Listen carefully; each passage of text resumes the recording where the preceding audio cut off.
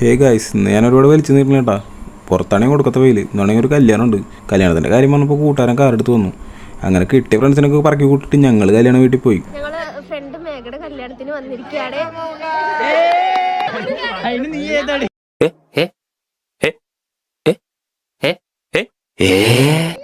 അങ്ങനെ വീഡിയോ കൊടുക്കണത് കണ്ടപ്പോൾ മോണാക്ട് തുടങ്ങി.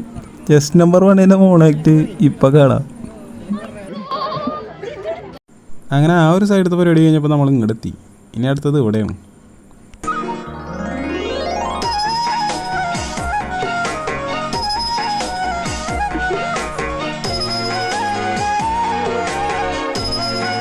ക്യൂട്ടസും കുങ്ങമ്മൊക്കെ കഴിഞ്ഞ പ്രാവശ്യം മത്സരിപ്പെട്ടെ, പിന്നെ ലിപ്സ്റ്റിക് തീർന്നു പോയിടോ. പക്ഷെ ഞാനത് കുങ്ങമ്മ കൊണ്ട് അഡ്ജസ്റ്റ് ചെയ്തോളാം.